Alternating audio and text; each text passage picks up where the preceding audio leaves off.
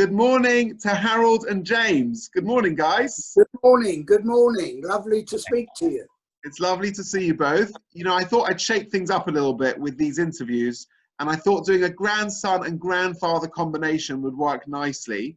So before we begin, Harold, if you could just introduce me to James. Tell us about James, and then James, you'll introduce your grandpa. So go for it, Harold.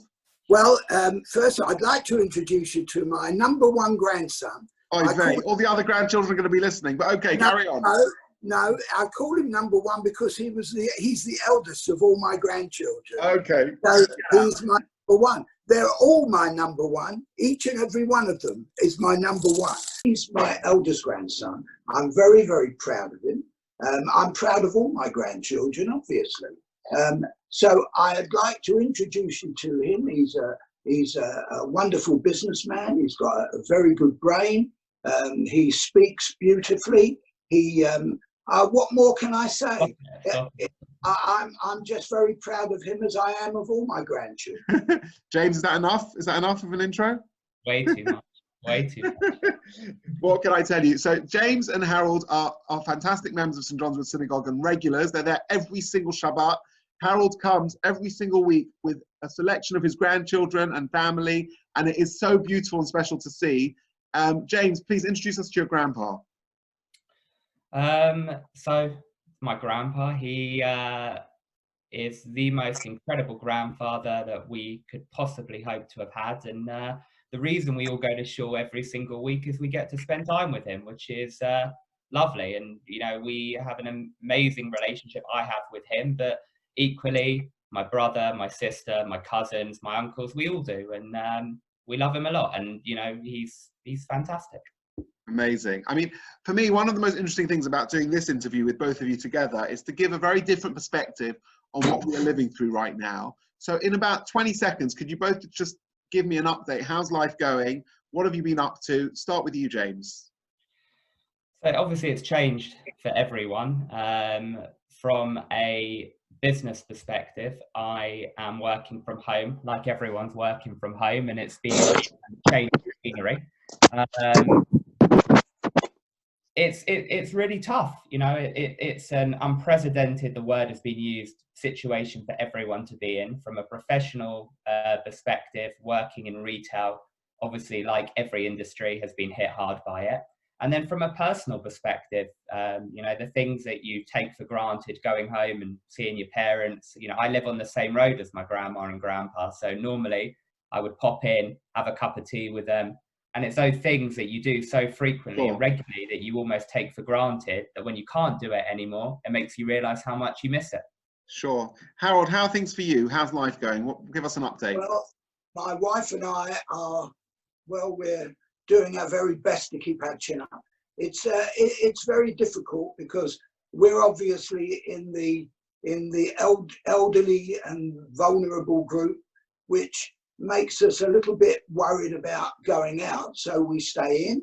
This is our 4th week now, and really, I think getting up in the morning and knowing that it's going to be a long day ahead of you is sometimes quite hard. However, we do exercise. We go out on our balcony. We walk along it. Thank God we've got a long one so that we can actually walk up and down it. Not 1,000 times, but we do get tired. However, that's the main thing. I'm very pleased to say that my grandchildren have taught me how to use the internet very well, so we can now play bridge on the internet, which has helped us a great deal. So we play with our friends. So, you know, we're just hoping that one day everything will be okay again. Now, if I could just turn a little bit to you, James, because I think people will be very fascinated to hear about your entrepreneurial success. I know in 2011, you launched a multi-million-pound company called Skinny Dip, very successfully with your brothers, with your brother Richard, and also with Lewis, right? Is that right? Yeah. And that was shortly after the Apple iPhone launched. You quickly realized there's a big gap in the market there for funny phone cases and all sorts of accessories and other things. Tell us a little bit about your Emmanuel College Boys Done Good job. How did this all happen? Tell us about your your business? Well, I mean, I studied law at uni, so not the most common way to go in and sell fashion accessories. How did it all start? I was very fortunate that between myself, my brother, and best friend, we spotted a gap in the market, which was at the time people were holding phones and they were walking into fashion retailers, and there was a demand for phone cases. So we set up a business thinking we would try straight out of university to sell fashion accessories into fashion retailers. And if it didn't work, we'd all go and get proper jobs. And thankfully, 10 years on, we're still here. But, you know, I'm very, again, fortunate that I had a lot of support from my parents, from my mum, from my dad. You know, my dad ran a fashion business for a long time. My grandfather ran his business in Christmas crackers for a very long time. My uncles run businesses. So I was very lucky that I could. I mean, it's amazing. You built up this business. Is it 16 stores across the country, from Carnaby Street to Brent Cross, and over 200 stockists worldwide? I mean, I went to Luton Airport and I saw your shop there. You're everywhere. How did it just explode? It's incredible. Well, again, I think we, you know, when I say exploded, we've been doing it for 10 years, which is a long time, and we've taken it step by step. I think we, by going to a different route to market was always kind of our main kind of USP, so to speak. We didn't sell into tech retailers and places you would traditionally go to buy a tech product. We sold into fashion retailers, and you know, we have a really great partnership with Topshop. They gave us an opportunity to launch in their stores. Thankfully, it worked well and it sold well. And again, one you know, opportunity like that led to other opportunities. We opened up a few of our own stores.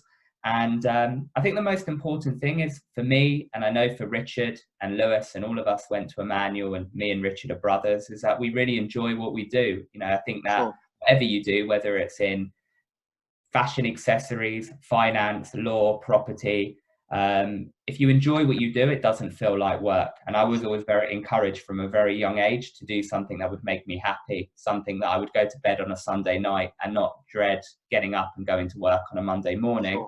And I feel very fortunate that I was able to do that. And, you know, working with my best friend from school and my brother makes it very enjoyable. Doesn't get better than that. It must be a huge challenge now as well. I mean, generally the retail market was struggling. Now with COVID-19, things are really, really difficult. With all your employees and all your staff, how have you responded to the current climate? Yeah, it's been the biggest challenge, not just probably for my business, but for every business. I think you can only do your best. And, you know, obviously our stores are not open. Obviously our concessions are not open. We have a website. Our website is still trading. We've had to be incredibly, we've had to really kind of make sure that our warehouse, we have the highest kind of health and safety in place, because obviously, you know, it's very important for us that nobody gets sick and nobody gets ill packing products up. I think from our perspective, it's, you know, with our team, we haven't made anybody redundant, and we've just trying to take it day by day and step by step, and, you know, carry on launching products, defer a lot of our launches that were meant to be for April and May time to June, July, and then almost kind of try and look ahead. And it's very speculative to work out what the market's going to look like when things do reopen. You know, I'm of the belief that when this is all over and the doors open and people have the freedom to go outside their houses again, I feel that they'll want to go out. They'll want to go to a coffee shop and buy a coffee. They'll want to go to a restaurant. They'll hopefully want to go to a synagogue, or come to a synagogue perhaps. And of course come to a shul. And I think that, you know, when people have those shackles released from them, you know, looking at it glass half full, I'd like to be optimistic and believe that things will go back to normal in a relatively quick time. Sure. Now, Harold, for a good Yiddish boy who's always been involved with the community, who's always been loving Israel, Christmas crackers, how did that happen? An unusual job for a Jewish boy, of course. But funny as it may seem, nearly the 3 or 4 main Christmas cracker companies, out of them, 3 of them were owned by Jewish people. So obviously there was some sort of connection somewhere. But it was a very, very interesting business. I thoroughly enjoyed it. And as you can imagine, we just had to wait a long time for our money, because people only use crackers once a year. And so really and truly, we made crackers all the year round, just for the Christmas period. But it was a very interesting business. We had lots of fun, and the people who worked with us all enjoyed it. It was just an all-round business, even though people don't realize it. At that time, 95% of crackers were made in England. Wow. Of course, I've been retired now many, many years, 17, 18 years. But now the crackers are nearly 95% made in China, Oh, wow. various other places. But in Wow. those days, it was all made in England, mostly by hand and on a machine. But it was a very interesting business, and I thoroughly enjoyed being in it. Now, you guys are really, in many ways, a role model family, because we often see in St. John's Wood lots of older people coming Shabbat morning. We want to encourage the younger people to come as well. Harold, how did you manage to bring your grandchildren, children, all to shul every week? You keep them captivated. What's your secret? Well, I didn't think I had a secret. I mean, we just enjoy being together. I suppose really I like to think I'm young at heart. I get on very well with all of them, even the very youngest. And, you know, my youngest ones are 14 and 16. And, you know, 4 of my grandsons were bar mitzvahed at St. John's Wood, our shul at St. John's Wood, which I'm very proud of.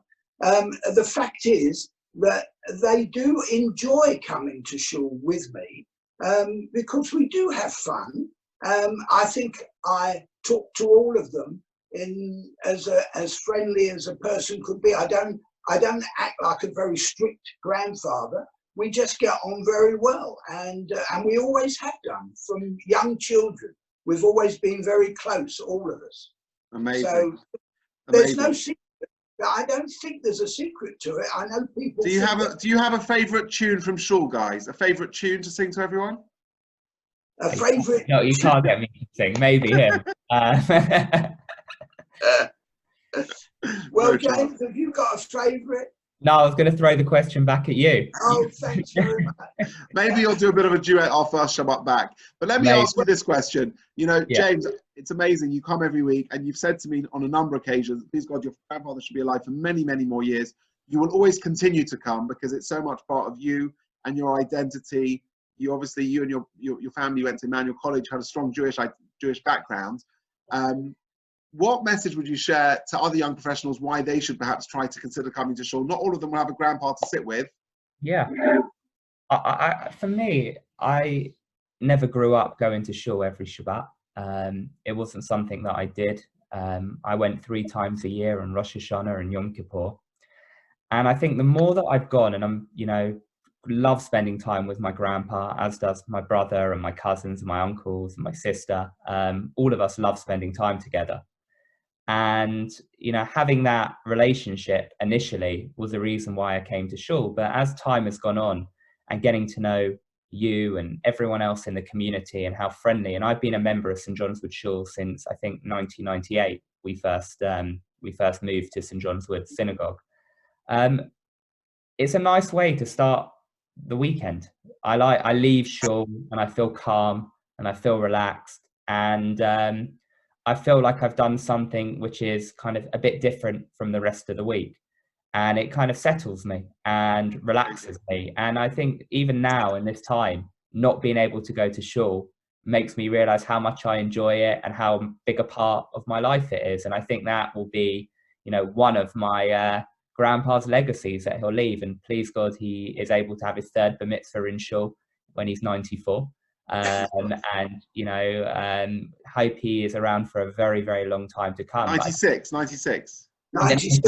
Okay, I thought it was 94. So okay, you've got a few more years to wait. But I think I speak on behalf of all his grandchildren in that we enjoy going, and I don't think that will stop at all. And I'm looking forward in the future to bringing my family to come to St. John's Wood Shul. And yeah, I really, really enjoy it, and it's a really lovely thing to do. Well, I must say, this has been a real pleasure to have this opportunity to chat to both of you. Do you both have any closing message for the shul? Harold, closing message to the community.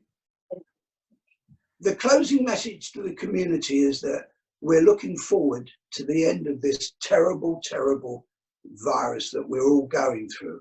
And please God, we should all keep well and keep safe. And we look forward, all of us, to seeing you all in shul very, very soon.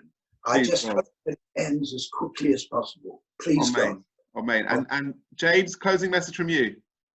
I think my grandpa said everything. You know, look for the positives, and you know, move forward, and this will end eventually, and you know, life will go back to normal. Fantastic. Well, thank you so much, guys. It's been a real pleasure and honor, and I look forward to seeing you soon. And I wish you well. All the best. Shabbat shalom. Thank you. Bye.